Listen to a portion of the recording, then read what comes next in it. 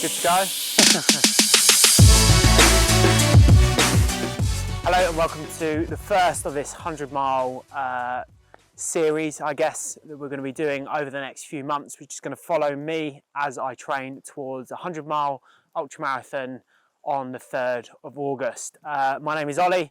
I am personal trainer, strength and running coach, come by many different names and guises, but basically I get people stronger, get them fitter, get them moving better, get them healthier. And because I have passion in running, I tend to attract a lot of runners. So that's kind of like the professional side of what I do, work with people one-to-one and online as well. But the big thing is that I'm going to be running or attempting to run 100 miles later on this year. So what I thought I'd do is I thought I'd record this series for a couple of different reasons. One, quite a selfish reason. I want to be able to look back on it, and I want to be able to, I guess, be able to reflect and look back on this as I progress towards that goal. It's something that I've wanted to do for a long time, but haven't. I guess for a while I thought it was quite a long way out of my reach, and that's something I will touch on in a couple of moments. But also I kind of want to show people what I do. I wouldn't describe myself as what you would typically call a runner. I didn't do a huge amount of like running on its own as I grew up. Probably like 7-8 years ago I was 109 kilos, so that's like 17.5 stone. I couldn't run for a bus, let alone do a 5k. I've never been part of a running club apart from the one I decided to set up. I really enjoy strength training, and that's kind of been predominantly my background, which has kind of come from playing rugby for years and years. So I kind of want to be able to give a different perspective, I guess. I want to be able to show people that actually if you put your mind to doing something that you can achieve things, because 5 years ago I don't think I even would have considered doing 100 miles or even be in a place where I could do 100 miles. And I guess that kind of comes on to the aspect of growth and how things can change and how your perception of what is possible can change over a period of time. So I wanted to have this video footage, one, to be able to look back on and reflect on it and enjoy myself and see the journey, and two, to be able to show people how I actually go through the process of being fit enough, being strong enough, and I guess being mentally resilient enough to be able to push myself and push my body through a 100-mile ultramarathon. With that all in mind, we're going to start talking about why I'm running 100 miles. As I kind of alluded to before, a couple of years ago I wouldn't have even dreamed of this, and I would say probably even 6 months ago it wouldn't have even been on my radar. But after the 110 kilometre race I did in October, which was an absolute slogfest, and afterwards I basically said there's no chance I'm going to be doing anything like that for a long time. Once the kind of, my feet had got back to normal, the fatigue had died off, it kind of got me thinking that actually, I took that race on 9 weeks of training. I probably wasn't anywhere near conditioned or as fit enough to be able to do that. And some of the mistakes I made along the way, which probably didn't help me either, I now have a better understanding of what I would need to do to allow myself to have a better race. And along with that is kind of like the timing element. Myself and my girlfriend Jess, want to start a family fairly soon.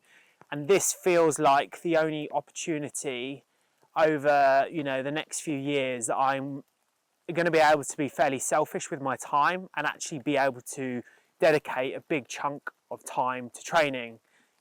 Going off for 8 to 10 hours on a Sunday or at a weekend at a time is a fairly, I guess, it's something that I've got to do to be able to be ready to run the race, but it's a fairly selfish pursuit. And if I've got other responsibilities, then I'm not going to be able to do that. Whereas at the moment, relatively speaking, I don't really have many responsibilities, so I can, find the time and put the effort to be able to do this race. The second element to it is that of challenge. I found that, entering that 110k, which was, seemingly fairly out of reach for me, actually allowed me to rise up to the challenge. And I find that when I'm in a state of when I'm pushing myself, whether that's personally or professionally, that good things tend to happen.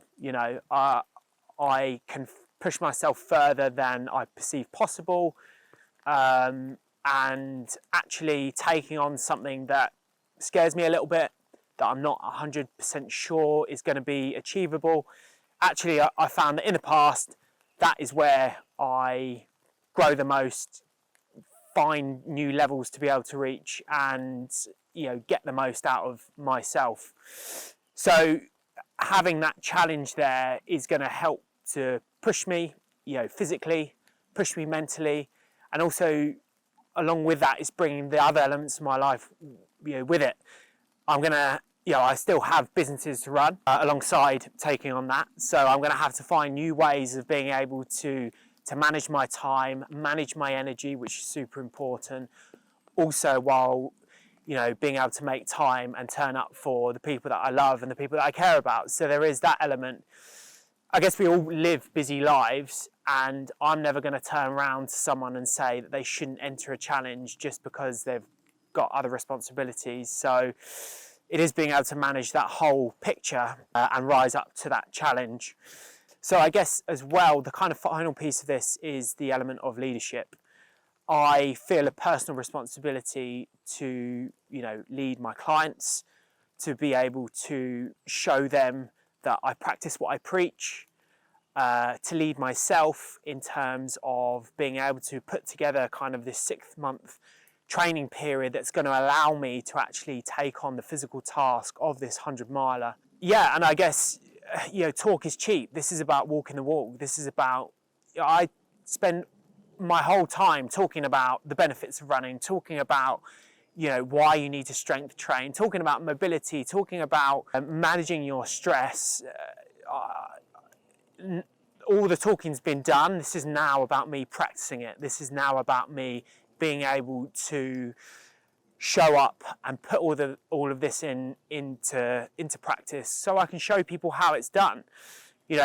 Essentially, I'm putting myself in a fairly vulnerable position in the fact that if it all goes tits up, then this kind of video series isn't going to be the spectacle that I might perhaps want it to be, but it is an opportunity for me to show people who I am, what I'm about, and that I can do the things that I talk about. It's all going to be laid out. Fee's going to be here videoing some of the stuff as we go through. I'll be able to show you how I train. It's all on Strava, right? There's no hiding. This is an opportunity to be able to put it in action and kind of take a step forward, put my best foot forward. So yeah, that's kind of the final piece of it. So I thought we would talk about mindset next, because from my experience, majority of this race is going to be about what's going on up here. That's going to be the thing that makes or breaks it. And as I've said already, I didn't think I would be taking on a challenge like this. After that 110-kilometer race, which actually ended up being 120, I think I had a better appreciation of what I could endure and what I could push myself through. And I think carrying that confidence forward, and that's not just confidence from that race, but also confidence from, what is it now, like 7-8 years of running ultra marathons. Like, I know what I'm physically capable of when I put my mind to it. I know what my body is capable of when I push myself. So going into this race, I do have that confidence that if I do everything I say I'm going to do, and if I do the training, that there is no reason I shouldn't be able to do that. There is also like that underlying fear of things going wrong, of injury, because I got injured February time last year when I was training for another race. Fear of failing, You know, I'm kind of, like I said before, I'm kind of putting myself out on the line here in terms of announcing that I'm doing this race, getting someone to video it. So there is that element of kind of fear that sits underneath it. And I guess, yeah, there is that fear of not being good enough and not being able to physically achieve this task, and fear of looking foolish, right? For those reasons that I've kind of already stated. But having said that, I think that, you know, through many years of working as someone self-employed, I've kind of got used to that feeling. And I don't necessarily see it as an inherently negative thing. Yes, if I lived my life based on fear, and if I allowed that fear to overcome my emotions and my thought pattern, it would probably be inherently a pretty negative thing. But having that element of fear, of being scared of what you're taking on, of that nervousness around it, actually, I've found sometimes brings the best out of me as an individual and out of other people who are in a similar line of work or do similar things. And I guess that's kind of the exciting and the element of adventure, right? You don't know what's going to happen. You don't know how that race is going to turn out. The 110k race I thought was going to look very different, and the experience that I got versus the experience that I wanted were probably polar opposites. But having done that, I got more out of the experience that happened, I think, than the one that I wanted, if that makes sense. So yeah, that kind of nervousness and fear around it, I think, is going to drive me forwards. And if I can utilize that as somewhat of a fuel source, I think it will be positive to go into it.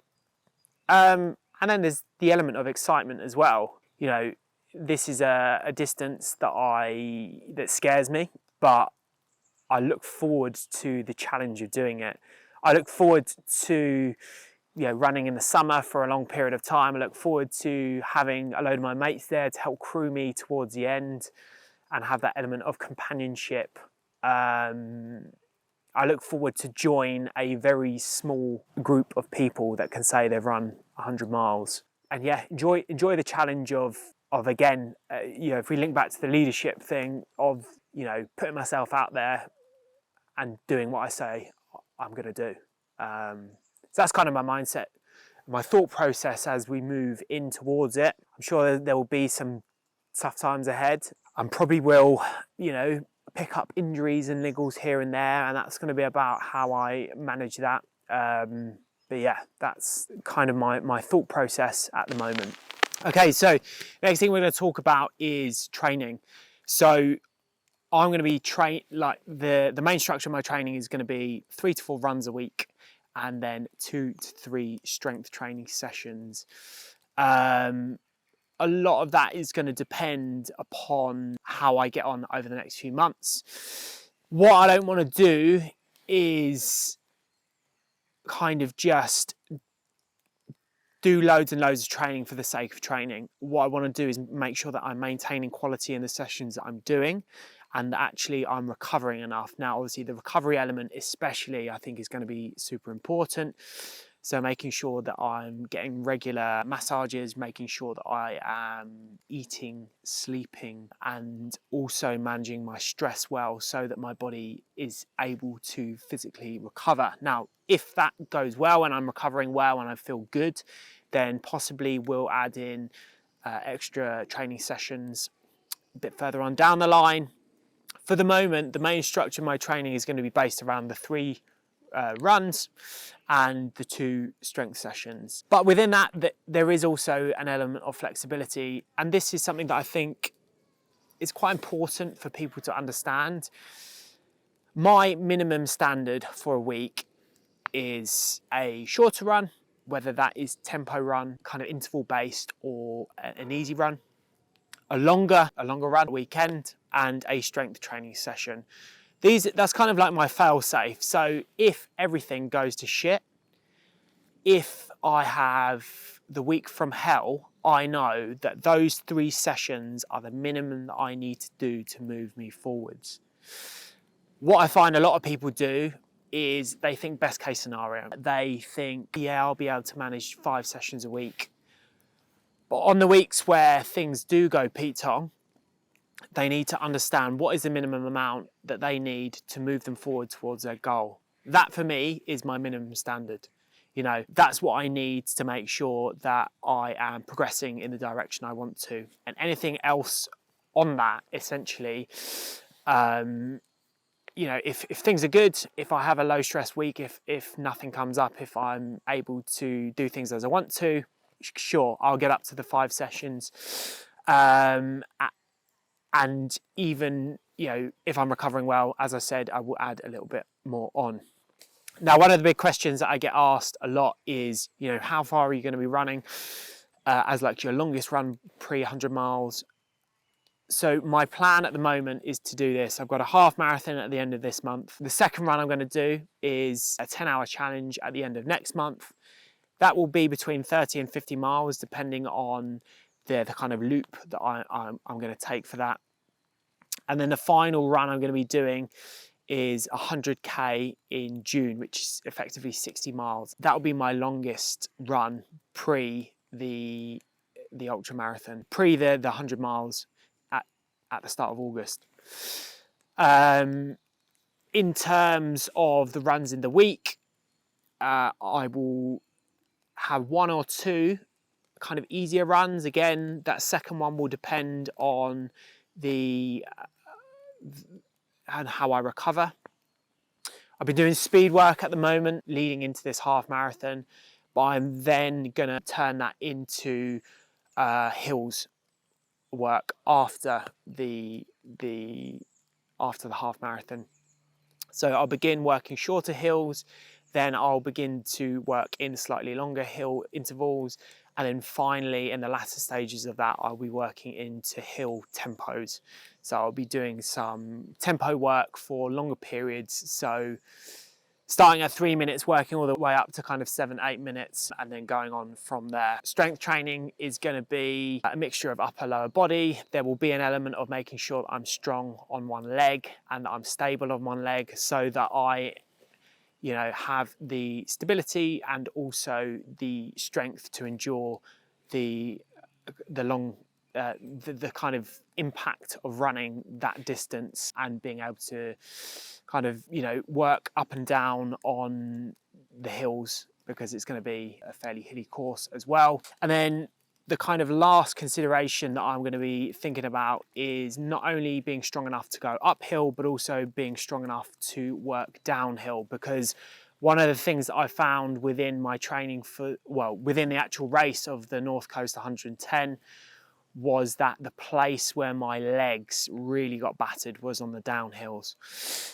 So making sure that I'm strong in the gym is going to be a big part of that, and making sure that my body is able to take the kind of high impact nature of going downhill, but also making sure that I'm actually practicing running downhill. So as much as I'm going to be doing the uphill training, the uphill tempos, there is going to be a lot of work on me actually being able to descend at speed and being able to run comfortably downhill as well, because over the course of the 100 miles, there is 3,500 meters of elevation, and where you go up, you must come down. So what I don't want to do is have the same problems that plagued me through the 110 happen again in the 100 miler.